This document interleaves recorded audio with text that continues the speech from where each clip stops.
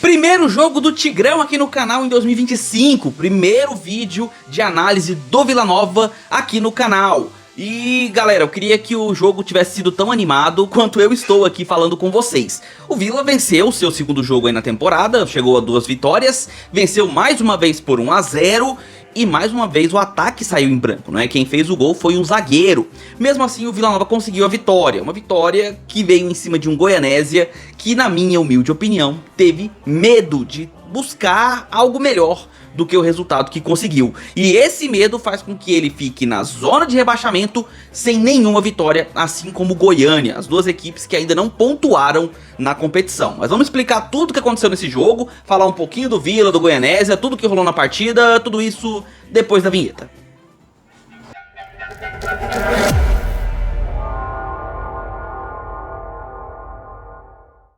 Fala aí, seus torcedores que vencem, mas não convencem. Sejam bem-vindos ao canal, meu nome é Victor Gader. Deixe seu like aqui embaixo se você gosta desse tipo de conteúdo. Se inscreve no canal e marca o sininho para receber notificações sempre que sair um vídeo novo aqui no canal. E eu peço que compartilhe esse vídeo com seus amigos, para que outros torcedores também recebam essa análise, assim como vocês. Sem mais delongas, as escalações aqui na tela.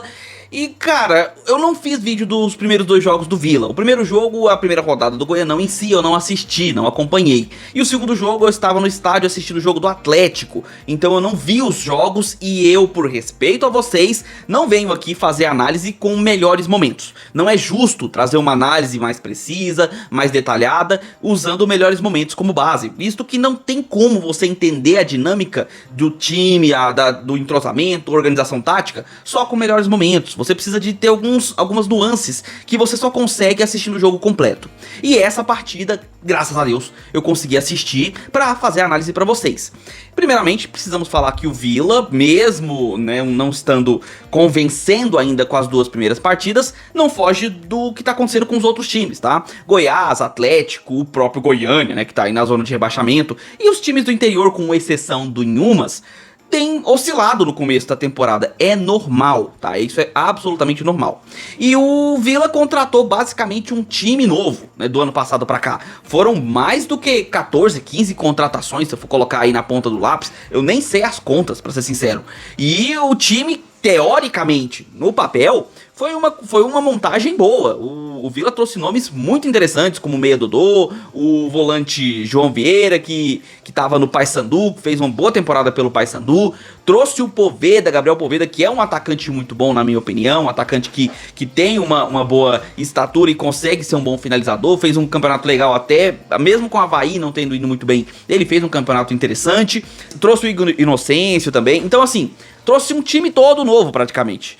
E além disso, trouxe um técnico novo, Rafael Lacerda, que estava treinando o Amazonas, né, na temporada passada, e que fez um trabalho ok ali no Amazonas. Não foi um excelentíssimo trabalho, mas também passou longe de ser um trabalho ruim, principalmente levando em consideração o que ele conquistou com o Amazonas. Enfrentando um Goianésia que não venceu nenhum jogo. Perdeu pro Inhumas, perdeu pra Chatayense e chega pra enfrentar um time da capital sem vencer nenhum jogo contra seus concorrentes, que teoricamente seriam os concorrentes diretos, os times do interior. E cara, vamos lá, o Vila venceu o primeiro jogo e pelo que eu conversei com muitos torcedores, pelo que eu acompanhei em geral, não convenceu. Venceu a Aparecidense no gol na Bacia das Águas, não convenceu. O segundo jogo também não convenceu, né, descolou um empate, mas também não convenceu. E aí eu fui pra esse jogo, vim assistir esse jogo com a expectativa de ter uma evolução no Vila Nova. Você começa ali num jogo mais ou menos, você depois tem um jogo mais aquém, mas ainda assim melhorando. Terceiro jogo tem que ser melhor. Nós vimos isso com o Goiás, até mesmo com o Atlético Goianiense, mesmo com o resultado de empate fora de casa, você vê alguma evolução ali. E eu conversei com muitos torcedores do Vila, falei com alguns pra saber a expectativa e o que se esperava desse jogo. Quando eu começo a ver a partida, me assusta um pouco, tá? O primeiro tempo foi muito ruim. O primeiro tempo foi digno do pouco público que estava no Estádio Olímpico. O Vila Nova está reformando o Oba, então está mandando seus jogos no Estádio Olímpico. E eu vejo que isso faz diferença sim, tá? O Vila Nova no ano passado se mostrou um time totalmente diferente quando jogava no Oba. Parecia um alçapão e que por lá ninguém passava em branco. Pouquíssimo pouquíssimas derrotas, principalmente a partir da Série B. O Vila Nova foi dominante jogando em casa. E nesse ano começou jogando fora, porque jogar no Olímpico não é jogar em casa, tá jogando fora de casa. E por mais que tenha vencido, inclusive nessa partida, mostra que sente falta daquela pressão absurda que a torcida vilanovense faz lá no Oba. A torcida foi modesta, né? Foi pouco mais de 3.400 torcedores nesse jogo e viram um primeiro tempo doloroso. A bola apanhou para Vila e Goianésia, tá? Não vou tirar não vou deixar de criticar também, obviamente, o Goianésia, porque não à toa que tá sem nenhuma vitória até agora. Um time que, por mais que esteja até taticamente legal, marca bem no 4-4-2, consegue fazer uma marcação organizada taticamente, achei muito bem postado defensivamente. No ataque, o Goianésia tem medo de atacar, essa é que é a verdade. Ele teve espaços, o Vila Nova deu espaços, o Vila Nova dava buracos no meio de campo, tinha algumas bolas alçadas nas costas dos laterais que poderiam fornecer uma jogada perigosa, mas o Goianésia não tinha coragem de chutar a gol. Cruzamentos poucos e errados e geralmente básicos, toques muito básicos. No começo do jogo, o Goianésia até tentou ali, né, no primeiro tempo, teve uma bola cruzada que até tocou no pé do jogador do Vila e quase vai pro gol, quase é um gol contra, né, teve alguns escanteios, algumas chegadas pelas pontas, mas muito tímido, um time muito tímido ofensivamente, diferente da parte defensiva, que eu achei organizada. Agora, o Vila teve uma chegada com, se não me engano, o Alisson Maia, que tentou, não, perdão, foi o Emerson Urso, que tentou encobrir o goleiro do Goianésia, mas não conseguiu, e que eu me lembre de chegadas assim mais interessantes, foi só, e essa foi no comecinho, basicamente nos primeiros minutos do primeiro tempo. O Vila no primeiro tempo foi cozinhando o jogo demais, e assim, muito aquém do que se espera do elenco que montou. E aí eu vejo problemas táticos, que podem obviamente ser corrigidos ao longo do tempo pelo Rafael Lacerda, mas pelo visto ele ainda não entendeu as peças que ele tem. Jogando com o Dodô, e João Vieira, e o Emerson Urso, Vinícius Maia, eu posso estar falando o nome errado, acho que é Vinícius Leite, né? Posso estar enganado, perdão. Jogando com esse bloco de jogadores que tem características ofensivas, você não pode entrar num 4-3-3 básico. De jeito nenhum. Ah, e claro, o Bruno Mendes também, que tava no jogo, mas fazendo figuração total com o estilo de jogo do Vila Nova. Você vai jogar com essas peças, você precisa deixar o João Vieira e o Dodô livres pra flutuar. E pra fazer isso, você recua um dos seus meias, quem estava em campo era o Du Fernandes naquele momento, então você recua um deles pra manter a consistência defensiva e solta seus volantes, pra que eles apareçam na frente. E quando eu falo volantes, eu tô obviamente incluindo também o Dodô, que é um meia, mas que ficaria fazendo uma espécie de um meia articulador. Então você ficaria num 4-1-4-1 ou 4-1-2-3, se você preferir. E aí, nisso você privilegia o povoamento ofensivo e facilita as jogadas pelas pontas. E aí consegue melhores cruzamentos, consegue melhores jogadas para que o seu centroavante jogue. O Bruno Mendes simplesmente não entrou em campo.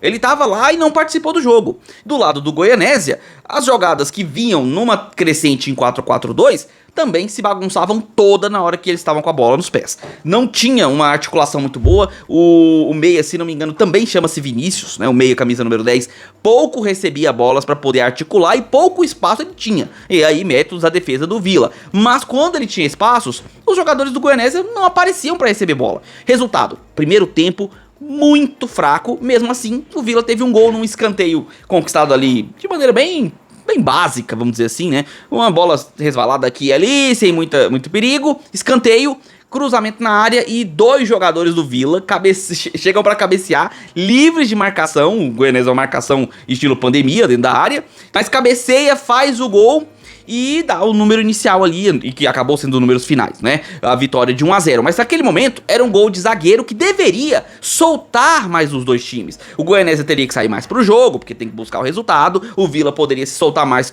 com a chegada do Goianésia ao ataque. E seria isso, né? Basicamente teríamos um jogo com uma dinâmica melhor no segundo tempo. Não foi o que aconteceu. No segundo tempo tivemos a entrada do Thiago Pagnussati no lugar do Alisson, né, que era o zagueiro ali que estava compondo a dupla de zaga. E mais à frente, um pouquinho no jogo, nós tivemos algumas mudanças no Vila, como por exemplo a entrada do Júnior Todinho e do Poveda. Só que pensa o seguinte, você tem jogadores como o Pajé, que foi um destaque no Vila na Copinha, né, um jogador muito insinuante, com um excelente passe, boa visão de jogo, veloz. e você vai jogar mais no contra-ataque, porque seu adversário vai ter que sair pro jogo. Quem que você coloca? Um jogador de velocidade ou um jogador de centralizador?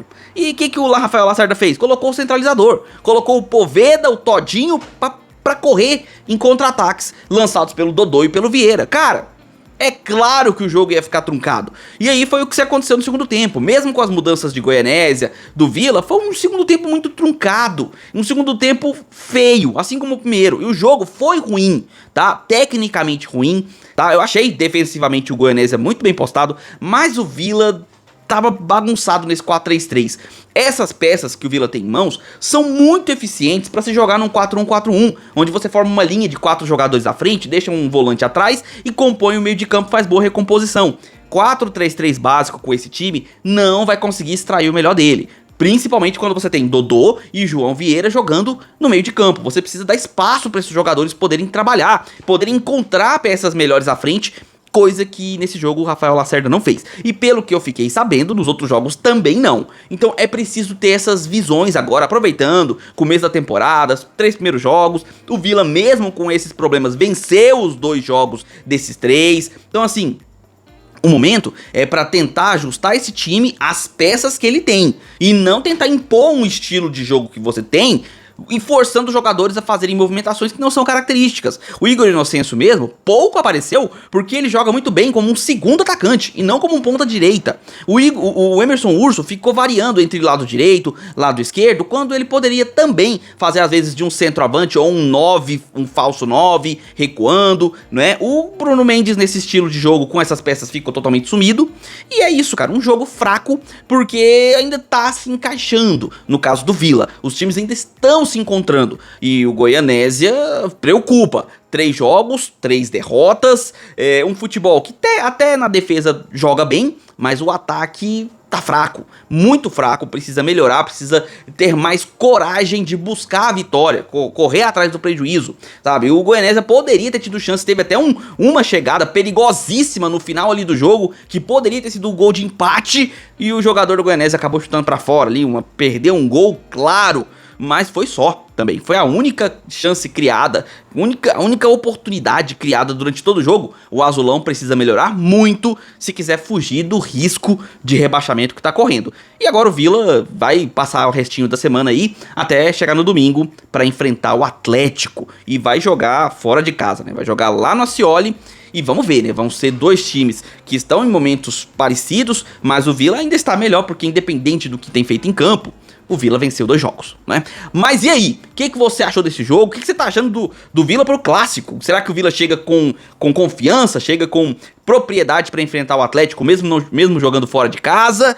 Ou o Vila pode ter dificuldades nesse jogo? Diz aí a sua opinião. E com relação ao Goianésia, você acha que o time ainda consegue melhorar aí no Goianão? Consegue fugir dessa incômoda situação de brigar contra rebaixamento? Coloca aí a sua opinião nos comentários que eu quero saber. Se inscreve no canal, deixe seu like e marca o sininho para receber notificações sempre que sair um vídeo novo aqui no canal. Eu peço que você compartilhe esse vídeo com seus amigos, para que outros torcedores também recebam essa análise assim como você. E considere entrar no grupo de membros que mais cresce na internet, o Gader Futebol Clube, o grupo mais democrático do YouTube. Temos torcida de todos os clubes por lá. E nesse grupo você recebe notícias 24 horas, você recebe informações sobre todas as notícias importantes, tanto do cenário nacional e internacional. A gente está compartilhando notícias durante todo o dia por lá. Além disso, você vai ter figurinhas, memes, é um grupo de futebol, vai ter zoeira, vai ter piada, mas sempre no âmbito esportivo, nada no lado pessoal. Então entra lá, se diverte, se informa, participe do grupo a partir de R$ 1,99.